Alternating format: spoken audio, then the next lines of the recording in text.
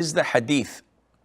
There is no Muslim who dies on the day of Friday or the night of Friday, but Allah will protect him from the trial of the grave, from fitnat al-grave. The answer is yes, this is a Hasan hadith. It was authenticated by many scholars, and the hadith itself is a favor and a blessing from Allah Azza wa Jal.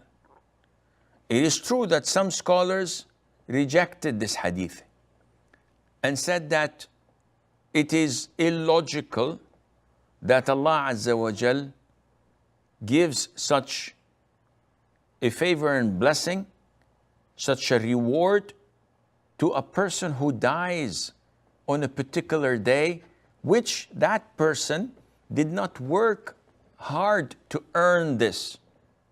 So where is the wisdom? And again, this is something that we do not accept, in the sense that we do not logic things that are from the Qur'an and Sunnah. I could not come and say, whoever dies while his last statement is La ilaha illallah will enter Jannah. So one cannot object to this and say, yes, but this is not logical. The guy was a kafir all of his life, and at the last moment he said La ilaha illallah and he enters Jannah. This is not logical. This is not fair. A'udhu billah. No Muslim would argue like this or object to such a ruling like this, because this is in Allah's hands. Jannah is for Allah, from Allah.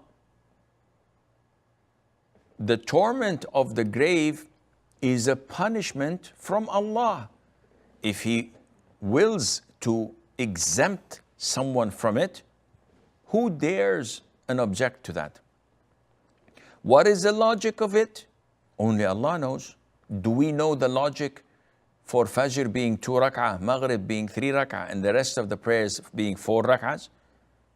We don't. So do we hesitate to offer them, or do we refrain even from offering them until we find the logic behind that? Definitely not. So the hadith is authentic, and it is one of the signs of a good ending. So if a person dies on a Friday, this is a sign of a good ending, inshaAllah, because Allah exempted him from the torment of the grave. But this does not mean that he would not be accountable for all of his sins on the Day of Judgment.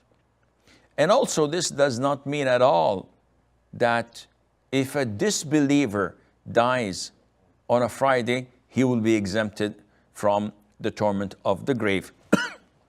This is only for Muslims, and Allah Azza wa Jal knows best.